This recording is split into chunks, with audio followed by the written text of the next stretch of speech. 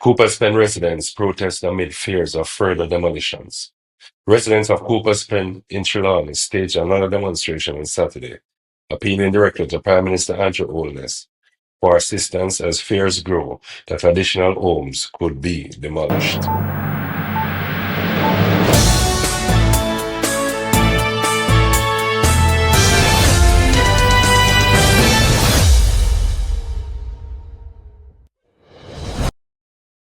Residents of Cooper's Pen are reportedly asking the government to relocate affected families and provide them with a secure place to live.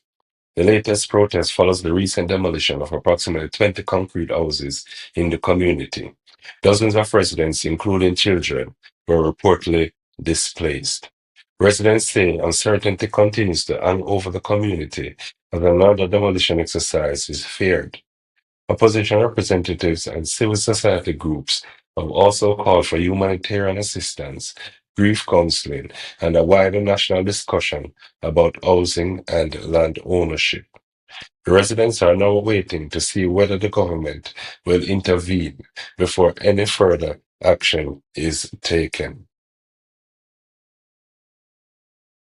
JTA questions $18 billion school repair allocation.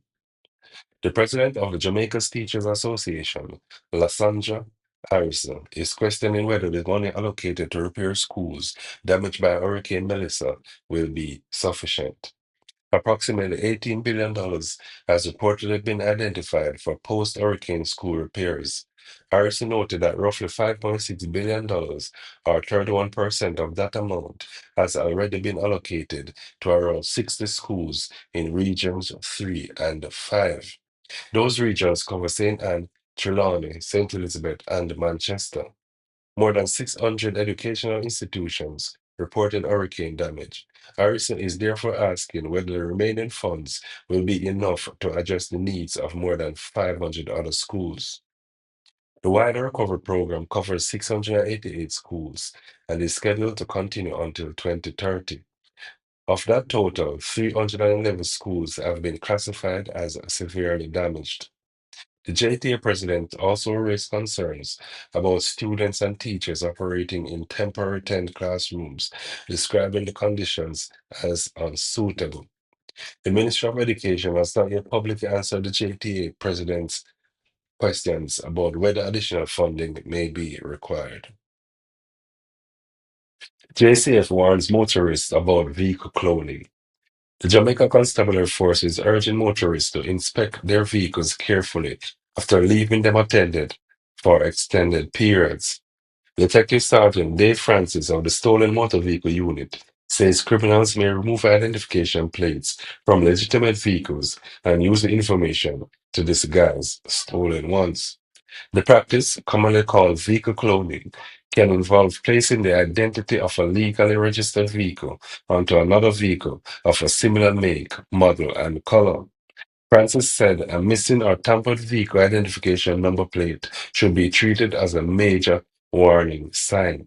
Motorists purchasing used vehicles are being encouraged to verify the chassis and engine numbers, examine ownership documents, and request the necessary police checks before completing a transaction. Owners should also report missing registration plates or suspected tampering immediately. Still ahead, authorities need help locating a child seen in a disturbing viral video. And another bushfire has left Jamaican farmers counting heavy losses. Authorities seek child seen in alleged abuse video. The Child Protection and Family Services Agency is appealing for public assistance in locating a child who was reportedly subjected to abuse in a video circulating online. The agency is seeking information that could help investigators identify the child, establish the child location, and ensure their immediate safety. Members of the public are being advised not to repeatedly share the video, as further circulation could expose the child to additional trauma and violate the child's privacy. Anyone with credible information should contact the CPFSA or police immediately. The circumstances surrounding the recording and the identities of the adults involved remain under investigation. Another bushfire destroys St. Elizabeth farmland. Farmers in St. Elizabeth are counting fresh losses after another bushfire swept through agricultural land in the parish.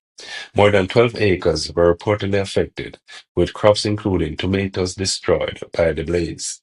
The incident adds to mounting pressure on farmers who have already been dealing with dry conditions, water shortages, and rising production costs. Bushfires can spread rapidly during prolonged dry periods, particularly when vegetation is dry and strong winds are present.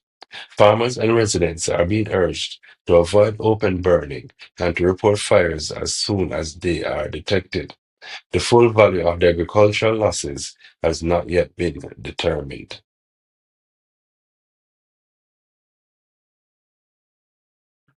Rifle, ammunition, and ganja seized in St. James.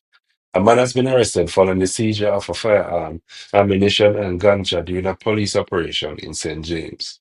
The police reportedly recovered a mini AR-15 type rifle, 10 rounds of ammunition, and approximately 3 pounds of ganja. Investigators are now working to determine the origin of the weapon and whether it has been connected to any previous criminal activity. The identity of the arrested man had not been released at the time of reporting. He is expected to be questioned before investigators determine which charges will be laid. The seizure comes as the security forces continue targeted operations aimed at removing illegal guns from communities across Western Jamaica. Remittance inflows rise to approximately 1.8 billion Jamaican dollars. Remittance inflows to Jamaica increased during the first half of 2026, providing continued support to thousands of households. The country reportedly received approximately 1.8 billion US dollars between January and June, representing an increase of 4.2% compared with the corresponding period last year. Remittances remain one of Jamaica's most important sources of foreign exchange. The funds are frequently used by households to cover food, utilities, education, healthcare, and housing expenses. The increase comes despite continuing concerns about the cost of living in the major overseas markets where many members of the Jamaican diaspora reside. However, higher remittance inflows do not necessarily mean every recipient is receiving more money, as inflation and exchange rate movements can reduce purchasing power.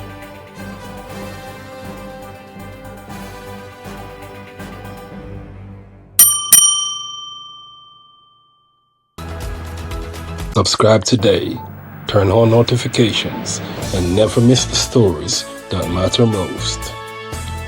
Jamaica News Now, your Highlands, your news, right now.